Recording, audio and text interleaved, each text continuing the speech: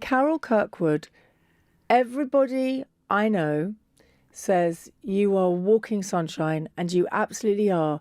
And you're always smiling, even though you've gone through stuff.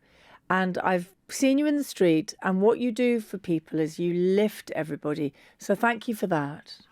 Gabby, what No, a I'm being- lovely no. thing to say. I absolutely mean it. You're incredible. You're incredible. And I witnessed it from afar coming out of the tube station, and we bumped into each other in Oxford Street. But the people in front of me, you were talking to everybody, and they were all, oh, there's Carol Kirkwood. Because you're in everybody's houses, you're there in their rooms, you're there in their bedrooms. Makes you sound a bit strange, but you're there in their kitchens, you're there in their sitting rooms, you're there in, at times when the news can be really, really very tough, especially at the moment. And you're there and you tell them about the weather and you make everything feel a little bit better. Oh, bless you. I wish you were my agent. There's a job going, Gabby. It's yours. I know you started in TV a while ago. Yes. And you started as a presenter and all the things that you've done and radio, and it led you to where you are now. Because you started at the BBC when you were very, very young. But it wasn't part of your game plan, being an author and being the face of BBC Weather. None of that was your game plan at all, was it? Not at all. And when I was at school, I wanted to be a Blue Peter presenter because it looked so much fun. We've had this conversation, we both did, yeah. You'd have been great. But it wasn't to be. But ironically, I did spend 12 years in the Blue Peter garden. And then, as you say, I got into television presenting. And things happen just by accident. You know, it's the usual. Do you feel that? Yes. I was in the right place at the right time, and a publishing agent had just got in touch and asked, would I like to write a book, either fiction about myself? Sorry, I find this amazing, and I'm sorry for interrupting, but you didn't say, I want to write a book. They said, do you want to write a book? That's right. It came from nowhere. It came from nowhere. But again, ironically, when I was at school, I loved writing. I loved writing essays. And I was so encouraged by one of my teachers. And he would say, instead of writing 4 pages, why don't you try 10? Maybe try 15 now. See if you can eke it out. And that was a challenge. And I would tell my nieces and nephews fairy stories, before they went to bed, bedtime stories at night, making them up, using their friends as my characters. So you could see their eyes growing bigger as they imagined their friends as fairies or whatever. And so when Kerr got in touch with me, the publishing agent, and asked would I like to do this, I thought, I'm going to give it a bash, because if it's hopeless, then nobody will ever publish it and nobody will ever know I tried and failed. Anyway, he said, right, go away and write 5,000 words and let's meet again in 2 days. So I did. In 2 days? Yes. But I love writing, Gabby. I love it. So, we're going to take this bit by bit because I find this incredible. So he said, go away, write 5,000 words, but you had... did you know what you were going to write? I mean, did you go to I presume you went to the meeting with a whole idea, a whole story. No, I went to the meeting. Nothing. I went to the meeting just to see what he was going to say, to see if I could maybe do something. So he asked me what I would write about. And I said, well, the kind of book I like reading is glamorous. Hollywood actors and actresses, all that kind of thing. Lovely resorts, places that I've visited. And that's why every book I've ever written has been somewhere I've visited, because visual imagery is so important to me.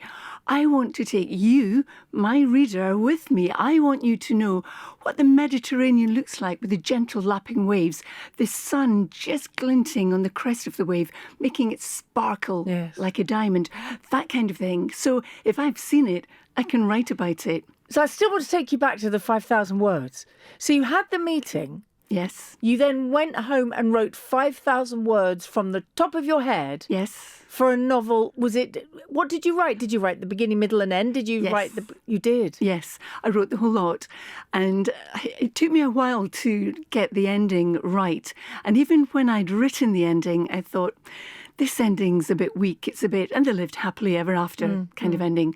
So when I saw Kerr 2 days later, I did say that to him, and he said, yes, you're right, but don't worry about that just now. We can see where you're going with this, and let's put it round some publishers. So I saw a few. my word. I went and had meetings with him, with various publishers, and was lucky enough to be offered a contract by HarperCollins. And I really like the lady I work with there, Kate Bradley, because she gets what I'm trying to achieve. And I naively thought, yeah, I've written a book. Hooray, I'll just sit back now. It's not like that at all. You've got the bug. Yes, you get the bug. And then you almost start again because you've got your beginning and your editor may well say, now this is quite good, but you've got too many characters. This is going to be too confusing as we go through the book. So you need to lose 3 of your characters.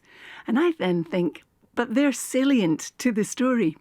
But anyway, Kate knew best, so I lost some of these characters, and she steered me because I've never written a book. You know, books thick before. And This is the beginning, because you've done the books beginning. now. Yes, not now. The very first one. Yeah. Now. And as you go through it, your characters build and evolve. You give them a life, you give them a voice, you give them a style, a career or not. You give them good and bad times in their lives, just like we have. And then you get to the end of the book and you think, this ending is rubbish. I had about 6 endings for my first book because it wasn't strong enough. You build up and up and up, and you don't want the book to go splat at the end. You want it to go boom. Well, as somebody who loves reading, I love reading and I love television, I love films. If there's ever an ending that does that, it's the most frustrating thing. And also, you're not then going to go for the next one. That's right. And yours don't end like that, though. They never do. They're not falling off a cliff at all. No, thank you. Again, working with Kate, she helps me a lot. And the team at HarperCollins, they're all brilliant because I still think I'm a novice at this. No, hello. It's weird. You've got 20,000 books out there now, and you come up with another 20. And I don't mean sales. I mean, you know, there's so many books that you've already written, and there are so many more to come. I can tell it in you. Because when you talk about writing, you do light up anyway. You are, like I said, you are sunshine. But when you talk about writing, it's as if you found the place that your happy place. Gabby, I love it. I absolutely love it. And it's so liberating because you start with a blank page, literally, and you create people, characters that don't exist at the moment. And you take them wherever you want. And I like a book where I think, well, I didn't see that coming. Yes. Excuse me. And that's what I want to do with my books as well. Twists and turns. And you might think, oh, she's going to end up with this person, or he's going to end up with that person. And no, it's not necessarily going to be like that. And you give them careers or not. There was one in my second book where one of the characters was very down on her luck and she was working in a seedy club. Now, her life could have gone one of 2 ways, and the obvious way was to go down because of what was happening to her. But I took her up at the end because I wanted a happy ever after, but not a predictable one. So the reader's taken down the line of, this isn't going to work out well for this character, but it does. And you care about your characters, I don't you? absolutely do. I can hear their voices. I can picture them. And you know, the other thing that I love about reading any book is the reader, will create an image of the person in the book. I totally agree. Agree. That could be completely different to how I envisaged the person. But it's important for us because also it fires our imaginations. And something happens when we're kids, we have imaginations, and then suddenly it goes, okay, I'm just going to carry on and do what I do. And we need. That's why I love books, because you get those pictures and things float around and you go into that world and it takes you away from your everyday. Absolutely. So your new book, are you... Now, I have spoken to you about your other books. So does this book make you... Look at the smile! Oh! It's just so exciting. And it's out on the 17th of July. So that's bizarrely Tom Cullen's birthday. There we go. That won't make any sense unless you heard the Tom Cullen podcast. So you can go back and listen to that one. So for this one, Do you want to give us give us a synopsis of it. Okay, it's called... No spoilers. No spoilers. Yeah. It's called Meet Me at Sunset. And I love the title. Oh, Sounds like a song. it does a bit, doesn't it? And the cover as well. I mean, the art department are amazing. The cover just evokes lots of suggestions about what's in the book. So it's about characters who have lots of secrets in their lives. The main character, Camille Fontaine, is hiding behind her secrets. She's a fashion designer, so it's in the glamorous world of fashion this time. So it's a bit of a departure from the Hollywood side of things for this one only. And it's full of lies, blackmail, betrayal, and also romance.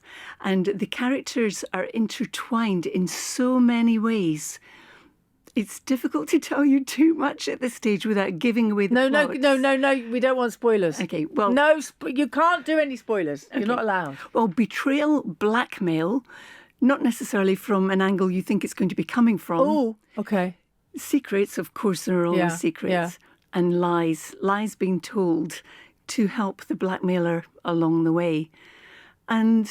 yeah, there's a chap in there that you think is going to be quite nice, and he turns out not to be so nice. And in actual fact, his name is Stuart, and that is my postman's name. And every time I see my postman, he says, "Have you got a character named Stuart yet?" And I say, "No, Stuart, I don't."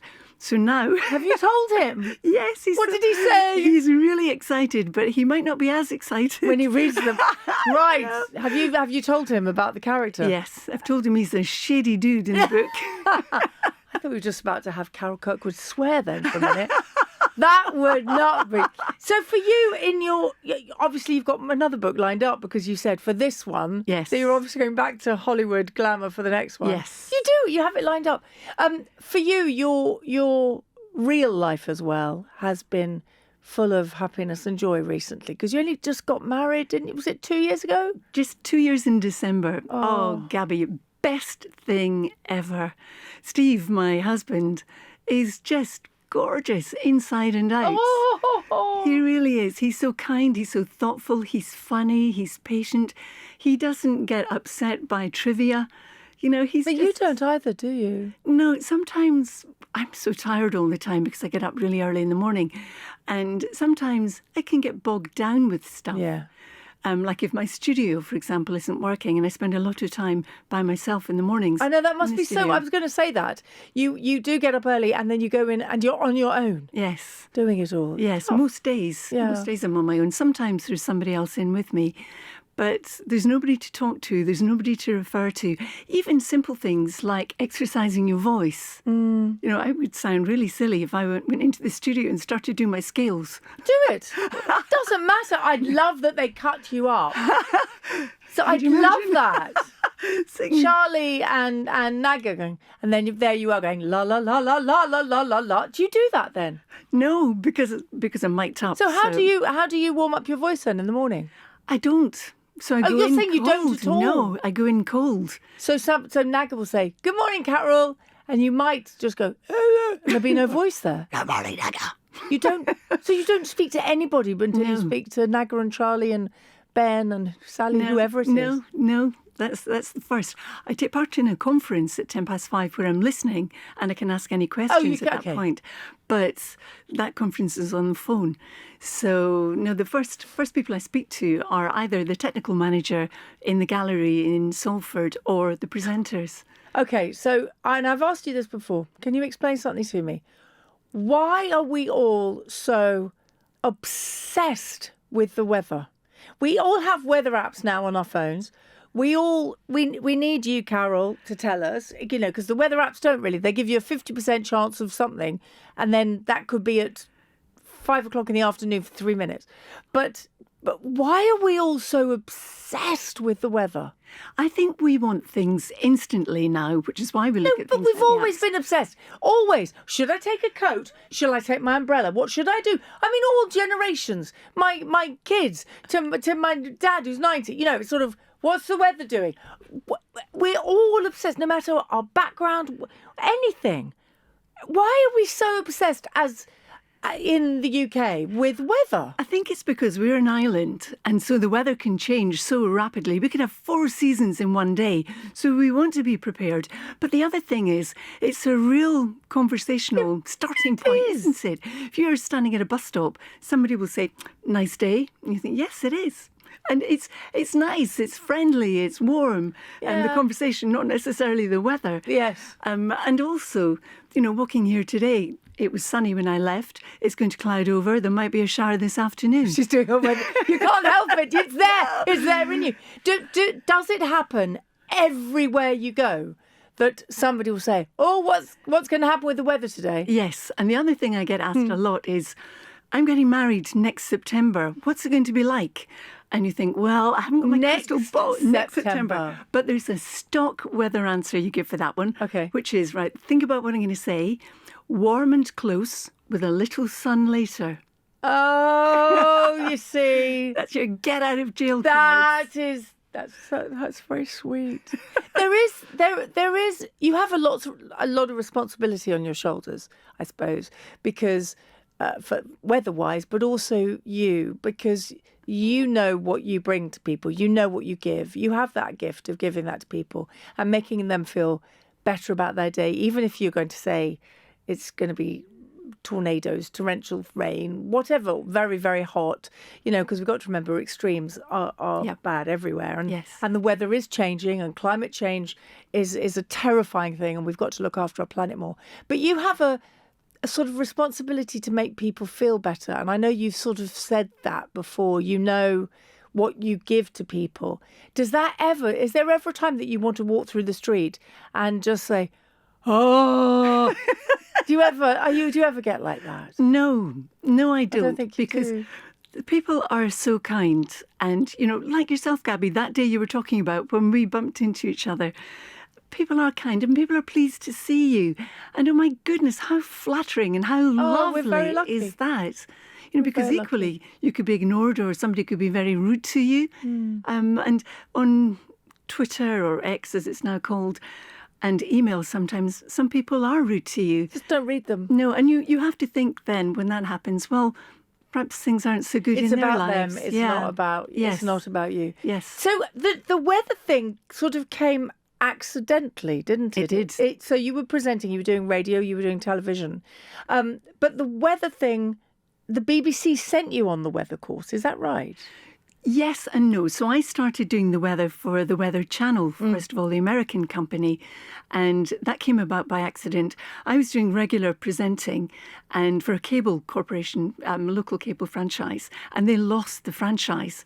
And the day they lost it, everybody was told, "You're out of a job." And there was a guy working there who said, "I want to be an agent. Can I represent you?" Now, as you know, well, you probably have never experienced this, but when you have not a lot of experience and nobody knows who you are, you can't get an agent for love nor money. Yeah, no, it's crazy. It should be the other way around. Yes. Yeah, when you are somebody like yourself, they'll be falling over you to take you on the books. So I thought, yes, please, that would be great. So we did a showreel together. I changed my clothes, went to different parts of the building, did different kinds of reporting. And that evening, he was in the pub and he met the then managing director of the Weather Channel, who was in the UK. Oh, I love stories like that. Well, he was looking for presenters for the British side of the channel, which was about to open up. So right time, right place, right day. So my chap said, "Well, I've got somebody who would be great." I had never done the weather at all. So I went along, had an audition. Oh my goodness, Gabby, I loved it. I took to it immediately because in some of our studios now, you can see what's behind you. But in those days, you couldn't. It was a green screen. So you're looking at the camera that a newsreader would have auto cue on, but we have a map, a reversed map. A reverse? Yes. Oh. So you run your finger down a weather front that's not behind you, but you're looking at the camera, looking at where your finger is, running it down. You think, yes, I did that. And it's and Birmingham. Oh, yes, I got it. It is like that when you first start. And I thought, I really, really want this job. And I was so lucky to get it. Then went to Atlanta, did some training there. Yeah. then came back to the UK and then joined the BBC and then went to the Met Office. But for did the further BBC training. sent you to the Met Office? Is that Yes, right? yes. Ah, So yes. in the early days, I was employed by the Met Office, but working at the BBC. And in order to work doing national at the BBC, you have to have qualifications. Right. So the Met Office trained you. And do you feel you're a presenter? Yes. Or do you? If somebody in the olden days, people used to have to write in their passport what they did. What would you write author first, or would you write weather person, television presenter, Good Strictly question. Come Dancing alumni? What would you write? I think I'd put presenter. You I would? think, yes, I think I would. It's so strange. This is my 5th book that's coming out, and I've already started the 6th. And probably 10 as well.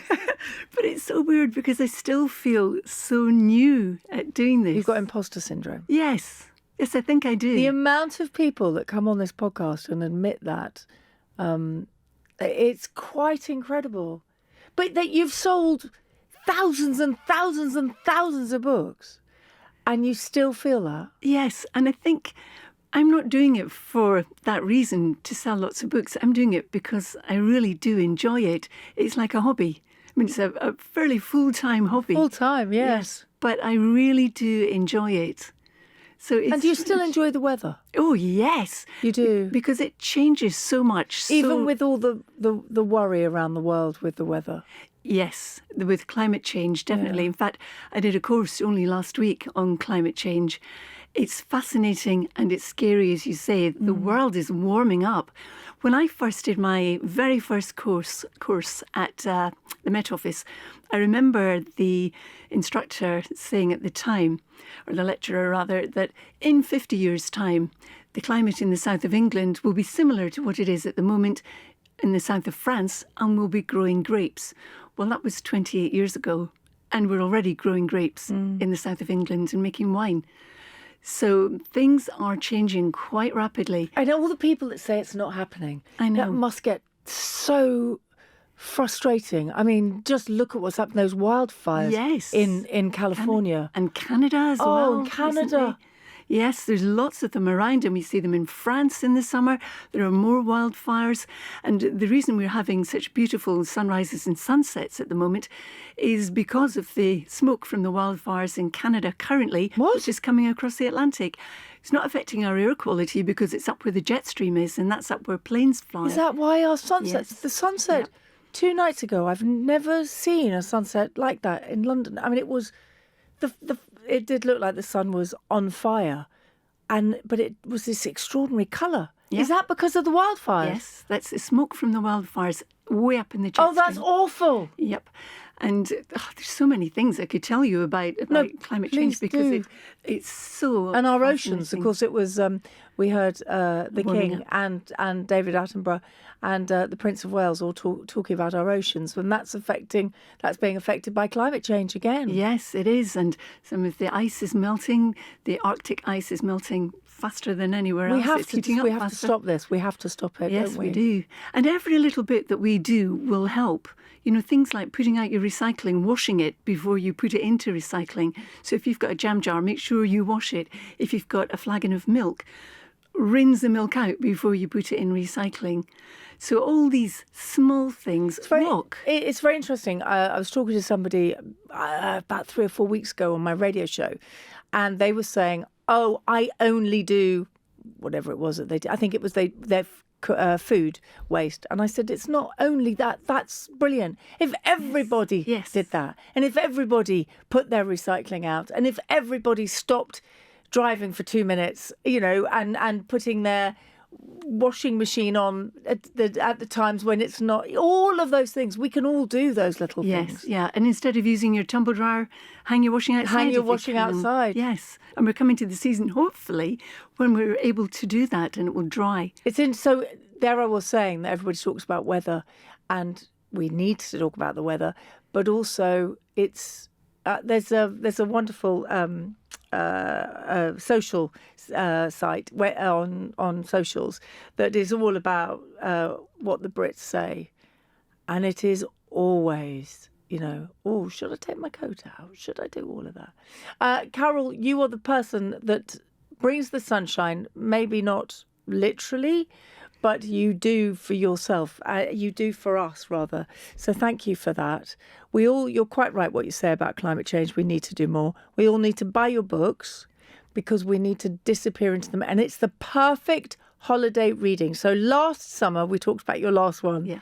And I took it on holiday. I think I messaged you afterwards. I took it on holiday. It was perfect. I was in Greece for 5 days and I just sat there with your book. Bless you. No, but it was the perfect, and I mean that as a compliment because I just wanted to escape. Yes. And I can escape into your book. So thank you for the escapism as well. Oh. But thank you for the sunshine that you really do. You do bring. You're so kind, Carol. You're one of life's truly good people. Thank you very much. Same to you, Gabby. No, it's about you. Are you. About you. It's about you. Well, about thank you so much. It's been a joy talking to you. It really has. Thank you.